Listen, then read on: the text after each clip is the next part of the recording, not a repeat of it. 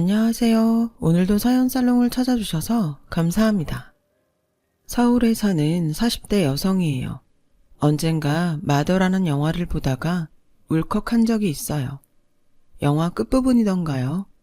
극중 엄마 역을 맡은 김혜자 씨가 자기 아들 대신 범인으로 몰린 청년을 찾아가 이런 말을 하더라고요. 너는 엄마 없니? 엄마가 있다면 자식이 억울하게 누명을 쓰고 옥살이를 하게 두지는 않을 거란 의미의 대사였어요. 영화상 주인공의 복잡 미묘한 감정을 표현한 대사였죠. 그런데 그 대사를 듣자마자 순간 울컥하더라고요. 누명을 쓰고 철창 안에 갇힌 청년이 마치 제 자신 같았거든요. 저 역시 절 위해 세상과 맞서 싸워줄 부모님이 없는 고아였으니까요. 부모가 없다는 건 돌아갈 집이 없는 것처럼 막막하고 불안한 거예요. 친구 집에 놀러 갈 때, 면접을 볼 때, 심지어 결혼 승낙을 받으러 시댁에 찾아갔을 때 이런 질문을 받으면 더더욱 그렇죠. 부모님은 뭐 하세요? 상대의 이 질문에 저처럼 부모 없는 사람들은 순식간에 세상에서 가장 불쌍한 사람이 되곤 해요. 그렇다고 제가 처음부터 고아였던 건 아니에요. 초등학교 1학년 때까지는 저도 다른 친구들처럼 부모님의 사랑을 듬뿍 받고 살던 평범한 아이였거든요. 그날 그 사고만 없었더라면 말이죠. 초등학교에 들어가고 처음 맞았던 어린이날, 저는 며칠을 부모님을 졸라 용인에 있는 대공원에 놀러 갔어요. 날이 날이니만큼 엄청난 인파에 휩쓸려 정작 놀이기구는 몇 개 못 탔지만 그래도 좋았어요. 잔디밭에 자리를 잡고 앉아서 엄마가 정성껏 준비한 도시락을 먹고 해질녘엔 퍼레이드까지 봤죠. 정말 최고의 어린이날이었어요. 그렇게 행복한 시간을 보내고 집으로 향하는 길이었어요. 저는 뒷자리에 앉아 꾸벅꾸벅 졸고 있었고 운전석과 보조석에 앉은 아빠 엄마는 도란도란 얘기를 나누고 계셨죠. 꿈결 같은 그 소리에 취해 잠들었는데 글쎄 눈을 떠보니 병원이더라고요. 몽둥이로 두드려 맞은 것처럼 온 몸이 엄청 아프고 숨을 쉴 때마다 배에 힘이 빠지고 아팠어요. 꼭 금방이라도 죽을 것만 같았죠. 그런데 그보다 더 무서웠던 건 옆에 엄마 아빠가 없다는 거였어요. 제가 감기 기운만 조금 있어도 밤새 제 곁을 지켜주시던 분들인데 내가 이렇게 아픈데 옆에 없다니 이상했죠.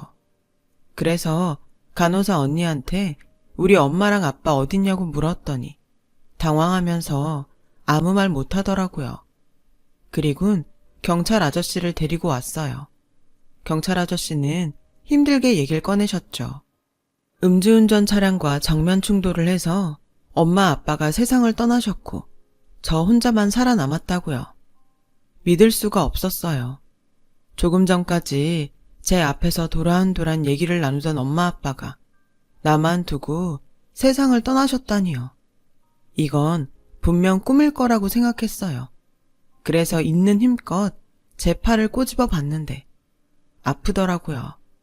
그제야 꿈이 아니란 걸 알았죠. 하지만 여전히 실감이 나지 않았어요.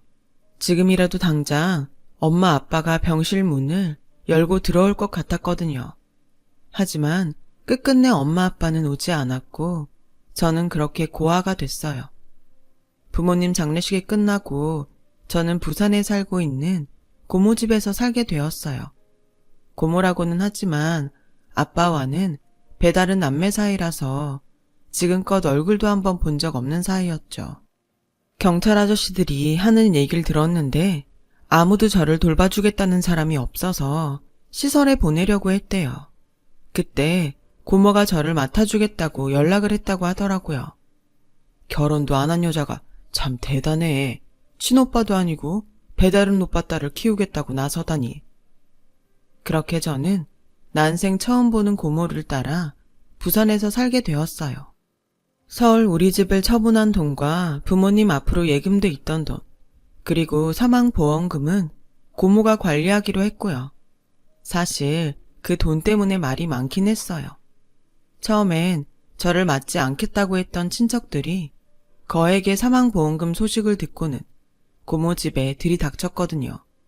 그럴 때마다 고모와 친척들은 싸움을 벌였고 급기야 이웃의 신고로 경찰이 출동하기도 했을 정도였죠. 상황이 그렇다 보니 고모와 저는 친척들을 피해 이사를 다녀야 했어요. 얼마나 지독하게 쫓아왔는지 한 번은 학교까지 찾아와 난동을 피운 탓에 제가 고아라는 사실이 전교에 퍼져서 한동안 전교생의 눈치를 봐야 했어요. 마치 운동장에서 발가벗고 서 있는 기분이었죠. 그 일이 있고 얼마 뒤 고모는 변호사를 선임해 친척들이 제게 접근하지 못하도록 접근 금지 명령을 받아냈어요. 그제야 고모와 저는 더 이상 친척들 괴롭힘에 시달리지 않을 수 있었죠. 고모는 말수가 적은 사람으로 감정을 드러내지 않는 분이었어요. 저에게 필요한 것들은 부족함 없이 챙겨주는 분이었지만 그렇다고 살갑거나 따뜻한 분은 아니었어요.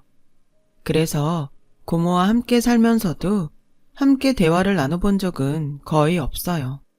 필요한 말 외에는 하지 않았거든요. 그렇다 보니 고모와 함께 사는 집은 일종의 기숙사처럼 여겨졌고 그래서 내가 독립할 나이가 되면 언제고 떠나야 되는 곳으로 인식됐어요. 서울에 있는 대학에 입학을 하면서 고모 집을 나오게 됐을 때 미련 없이 나올 수 있었던 것 같아요. 혼자서 서울살이를 하고부터는 부산 고모 집에 가는 일이 뜸해졌어요.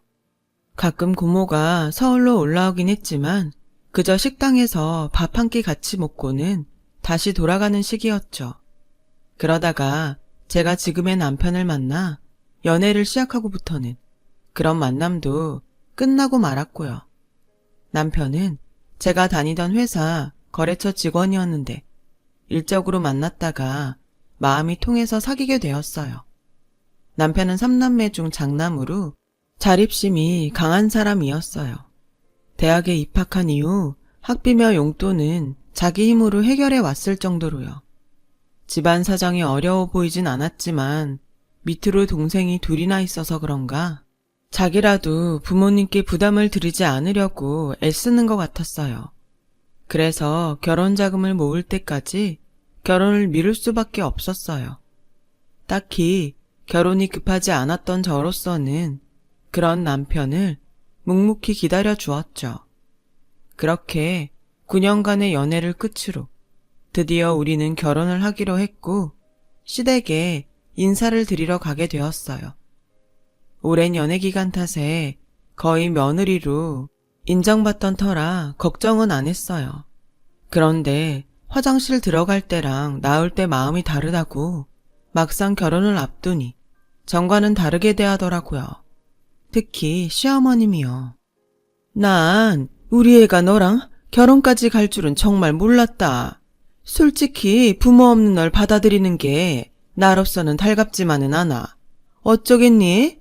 이게 부모 마음인걸. 난 내 자식이 장인장모 사랑 듬뿍 받으며 살았으면 했다. 씨암탉은 아니래도 삼계탕 정도는 끓여줄 장모는 있어야지. 소도 비빌 언덕이 있어야 한다는데 이건 뭐? 아휴, 내 아들이 처가 도움 하나 못 받고 살아야 한다는 게 너무 분해. 내 말이 야속할지 모르겠지만 이게 내 솔직한 심정이다. 지난 9년간 거의 며느리 수준으로 철철이 옷도 사다 드리고 매번 화장품도 사드렸건만 받을 땐 아무 말 없다가 이제와 고하라 싫다니 정말 야속하고 서운했어요. 하지만 어쩌겠어요. 다른 사람을 만나도 이런 일이 없을 거란 보장이 없는걸요. 세상에 누가 고아인 며느리를 두 팔 벌려 따뜻하게 받아주겠어요. 그걸 알기에 저는 아무 말도 못하고 그저 처분만 기다리는 심정으로 자리를 지키고 있었어요. 엄마, 너무 하시는 거 아니에요?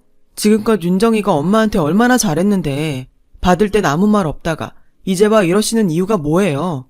부모님 일찍 돌아가신 게 윤정이 잘못 아니잖아요. 엄마도 자식 키우는 입장이면서 가슴에 못 박는 소리를 해야 되냐고요. 엄마가 뭐라 그러든 저 이 결혼해요. 지난 9년 동안 내 뒷바라지에 우리 집 뒷바라지까지 다 해온 윤정이랑 절대 못 헤어진다고요. 그러니까 엄마가 마음 접으세요. 그동안 잘하면서 반항 한 번 없었던 남편은 그날 처음으로 부모님 앞에서 큰 소리를 냈어요. 이런 남편의 모습에 놀란 시어머님은 더 이상 아무 말도 하지 않았죠. 인사를 드리고 집으로 돌아오는데 남편이 그러더라고요. 앞으로는 우리 식구들 앞에서 주눅들지 마. 내 뒤엔 내가 있으니까. 내가 남편도 되고 내 부모님도 될게. 남편의 그 말에 코끝이 찡했어요. 부모님이 돌아가신 이후 늘 텅 비어있던 가슴 한켠이 따뜻하게 채워지는 기분이었죠. 내가 남편감 하나는 잘 골랐구나 하는 생각도 들었고요. 그날 밤 오랜만에 부산 고모한테 전화를 했어요. 시댁에서 상견례를 하자고 하는데 혹시 그 자리에 와줄 수 있겠냐고요. 고모는 선뜻 그러겠다고 했어요. 결혼도 안 한 고모를 그런 자리에 앉히게 돼서 미안하더라고요. 그렇게 시간은 흘러 상견례를 며칠 앞둔 어느 날이었어요. 부산 고모가 전화를 했더라고요. 윤정아, 미안해서 어쩌니? 내가 몸이 안 좋아서 상견례 자리에 못 나갈 것 같구나. 사돈 어른께는 내가 직접 연락드릴게. 정말 미안하다. 솔직히 가슴속에 찬바람이 쌩하니 부는 기분이었어요. 이게 부모 없는 서름이구나 싶었죠. 그렇다고 화를 낼 수도 없었어요. 고모는 제 부모도 아닌데 부모 노릇 못 해준다고 화를 낼 순 없으니까요. 그래서 알겠다고 몸조리 잘하시라고 하고는 전화를 끊었어요. 결국 상견례 없이 바로 결혼 준비를 하게 되었죠. 남편과 저는 그동안 우리가 모아둔 돈 안에서 집을 구하고 신혼살림과 그 밖에 결혼 준비를 시작했어요. 돈이 그리 넉넉치 않았기 때문에 시간을 들이고 발품을 팔아 하나씩 준비를 해 나갔어요. 제 원룸을 빼서 신혼집을 구하는 데 보태야 해서 결혼 전에 제가 먼저 신혼집에 들어가 살게 되었어요. 혼수 가전은 인터넷으로 주문해서 저렴하게 장만했고요. 그렇게 하나씩 신혼집을 꾸며가던 어느 날 집으로 어머님이 찾아오셨더라고요. 시누이와 함께 말이죠. 넌 이걸 혼수라고 준비한 거니? 가전제품도 그렇고 그릇도 하나같이 싸구려 해. 아유, 이래서 부모 없는 애가 어디가 티가 나도 난다는 거다. 니네 고모란 사람도 그렇다. 부모 대신이면 이럴 때 혼수라도 챙겨줘야 하는 거 아니니? 몸 아프다고 상견례도 못하겠다고 했으면 결혼 준비는 해줘야 하는 거 아니냐고. 이건 뭐 며느리 드리는 게 아니라 고아 하나 떠맞는 꼴이잖아. 내가 자선사업가도 아니고 왜 남의 자식까지 떠안아야 하냐고. 그리고 얘, 니네 부모님 돌아가실 때 보험금 받은 건 다 뭐 했니? 못해도 몇 억은 나왔을 텐데 설마 그걸 다 쓰진 않았을 테고 고모한테 얘기 들은 거 없어? 남은 돈은 받아와야 할 거 아니야. 네 고모가 꿀꺽하면 어쩌려고? 맞아요, 언니. 영화나 드라마 보면 꼭 주변 사람이 그런 돈은 해먹고 그러더라고요. 결혼 전에 찾아가서 달라고 해봐요. 시어머니와 시누이가 찾아온 이유는 그거였어요. 제 부모님 보험금이요. 솔직히 저도 그동안 그 돈에 대해 궁금하긴 했어요. 친척들이 달려들 정도라면 액수가 꽤 됐을 텐데 그동안 저 키우고 학교 보내는데 썼다고 해도 다 쓰진 않았을 것 같았거든요. 하지만 고모가 직접 얘기를 해주면 모를까. 제 입으로 돈 얘기를 꺼내긴 좀 껄끄러웠어요. 사실 지금껏 키워준 대가로 고모가 가져도 뭐라고 할 수 없으니까요. 그래서 고모한테 물어보지 않았어요. 그러는 사이 결혼식 날이 다가왔고 저는 부산 고모한테 전화를 했어요. 결혼식 전날 저희 집에서 주무시고 같이 식장에 가자고 하려고요. 그런데 윤정아, 내가 아무래도 결혼식에 참석 못할 것 같아. 그날 회사 출장이 잡혀서 말이야. 정말 미안해. 대신 네 계좌로 축의금 좀 붙일게. 신혼여행 가서 쓰렴.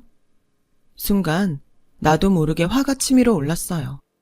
고모, 정말 너무하시네요. 아무리 저한테 정이 없다지만 상견례도 그렇고 결혼식까지 어쩜 이럴 수가 있어요? 이럴 거면 애초에 못 온다고 하지 그랬어요. 그래야 기대도 안 하죠. 그동안 저 키워주신 거 고마워요. 근데요, 고모랑 살면서 늘 외로웠어요. 고모는 한 번도 절 가족으로 대한 적 없었으니까요. 이럴 거 차라리 다른 친척들이 저 데려간다고 할 때 주지. 왜 절 데리고 산 거예요? 혹시 우리 엄마 아빠 사망보험금 때문에 그런 거예요? 그거 탐나서 그런 거냐고요. 그래서 다 쓰고 나니까 이제 내가 필요 없어져서 이러는 거냐고요. 말해봐요. 변명이라도 하라고요. 고모는 아무 말도 하지 않았어요. 저요, 다시는 고모한테 전화 안 해요. 고모가 죽었대도 안 찾아갈 거예요. 보험금이 얼마나 되는지 모르겠지만 그동안 저 키워준 값으로 생각하고 살게요. 그러니까 이제 연락하지 말고 살아요. 저는 전화를 끊고는 주저앉아 한참을 목 놓아 울었어요. 이제 정말 고모와 연을 끊겠다 다짐을 하면서 말이죠. 결국 고모는 결혼식에 오지 않았고 신부 부모석은 공석인 채 의자만 덩그러니 놓여 있었어요. 그 바람에 남편 측 집안 사람들이 제가 고아라는 걸 눈치채버렸고요. 그 일로 시어머니는 두고두고 저를 괴롭히셨어요. 너 나 엿먹이려고 작정했니? 아무도 안 올 거면 사람이라도 사서 자리에 앉혔어야지.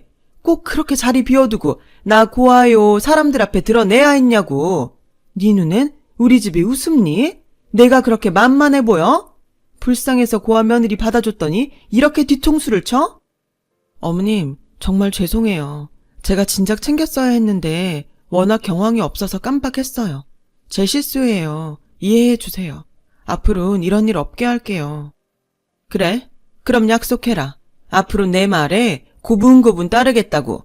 짖으라면 짖고 물라면 물고 우리 집 개처럼 내 말에 따르겠다고.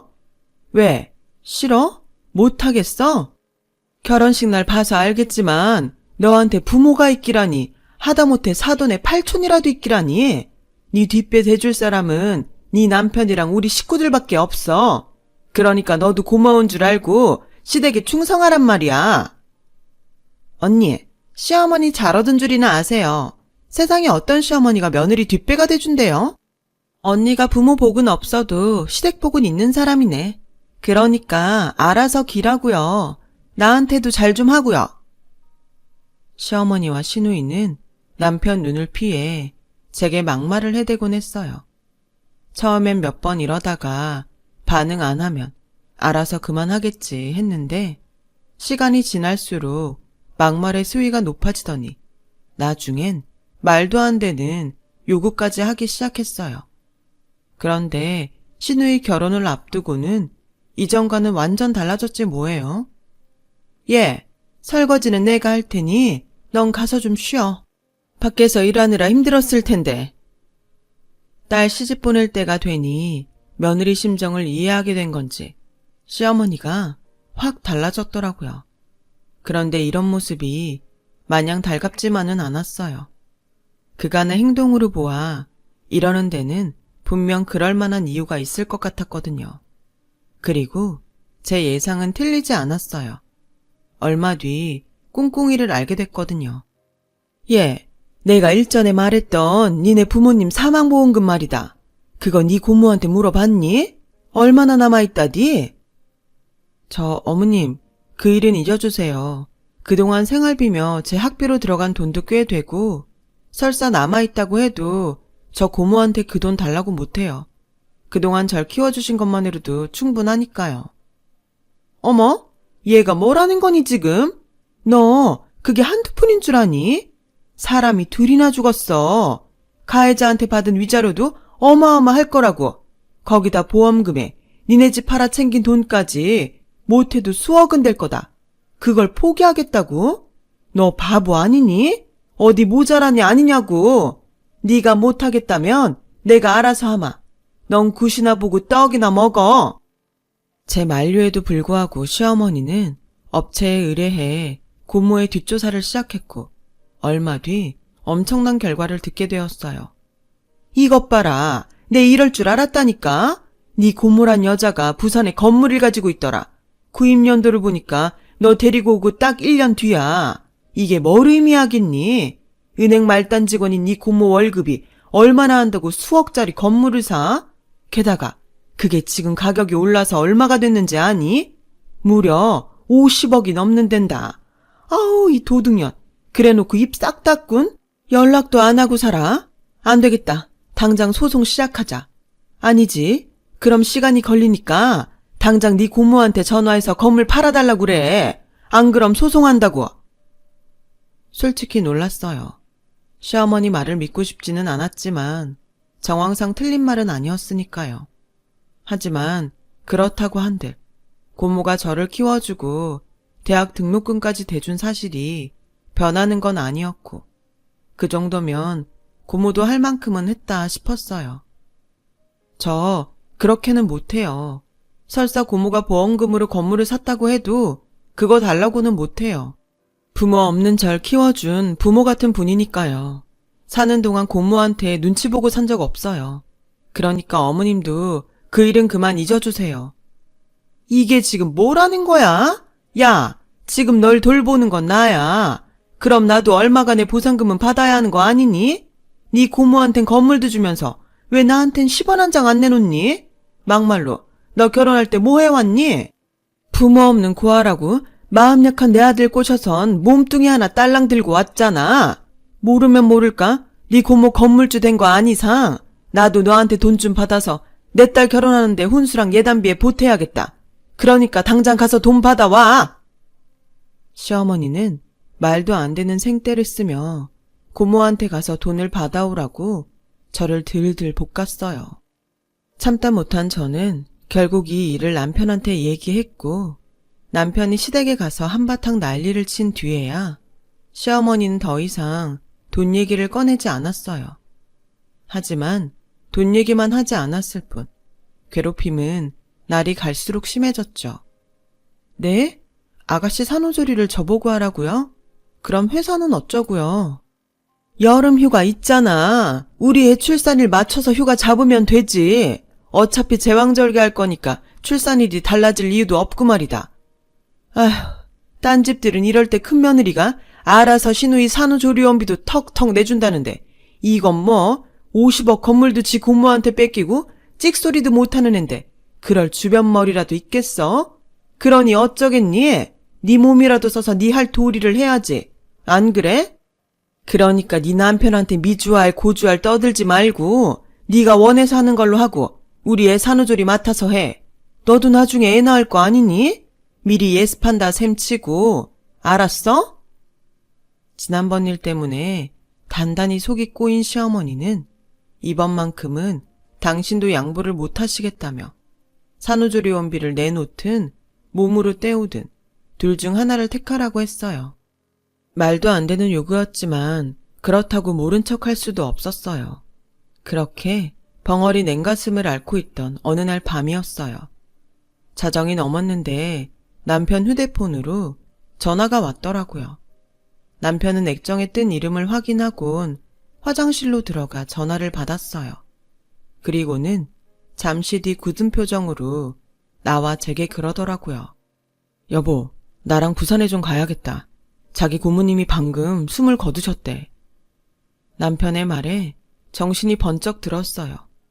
비록 연락도 끊고 살기로 했었지만 제 유일한 혈육인데다 절 키워준 분이 돌아가셨다는데 왜 안 그렇겠어요. 그런데 좀 이상하더라고요. 전화를 해도 저한테 해야지 왜 남편한테 했냐는 거죠. 자기야, 근데 왜 당신한테 전화를 했대? 자기 번호를 어떻게 알고? 그제야 남편은 그동안 있었던 일을 제게 얘기해 주었어요. 남편은 저랑 사귄 지 얼마 안 됐을 때 당시 제가 살던 옥탑방 앞에서 서성이는 고모랑 우연히 마주쳤고 그날 이후 저 몰래 고모랑 연락을 주고받았더라고요. 고모는 제가 어디 아프진 않은지 돈 때문에 고생하지는 않는지 남편한테 묻곤 했다더군요. 결혼할 때도 저 몰래 집 구하는데 보태라고 5천만 원을 보내주시면서 부산에 사두신 건물 얘기를 하셨대요. 오래전 친척들이 제 부모님 보상금을 뺏으려고 할 때 몰래 사둔 거라고요. 언제고 때가 되면 저한테 돌려줄 생각이니 잘 기억하고 있다가 혹시 당신한테 무슨 일이 생기면 저한테 전해주라고 하셨다나 봐요. 고모님이 비밀로 해달라고 하셔서 그동안 말 못했어. 그리고 말이야, 고모님이 많이 아프셨어. 상견례를 앞두고 쓰러지셨는데 그때 병원에서 복막암 판정을 받으셨다나 봐. 상태가 너무 안 좋아서 바로 수술에 들어가느라 상견례도 못 오셨던 거고, 어떻게 해서든 결혼식은 참석하시려고 재활도 열심히 하셨는데 전이가 너무 빨라서 그러지 못하셨어. 당신이 알면 좋은 일 앞두고 힘들어할까 봐 무슨 일이 있어도 절대로 비밀로 해달라고 하셔서 말 안 했던 건데, 이렇게 갑자기 떠나실 줄 알았다면 진작 당신한테 이야기할 걸 그랬어, 여보. 미안해. 남편의 얘기를 듣고 한참을 아무 말도 할 수 없었어요. 고모한테 버림을 받았다는 생각에 그동안 고모를 원망하고 미워했던 제가 너무 한심했어요. 그리고 오랜 시간 제 주위를 맴돌며 저를 지켜주었던 고모를 알아보지 못한 제 무심함에 화가 났어요.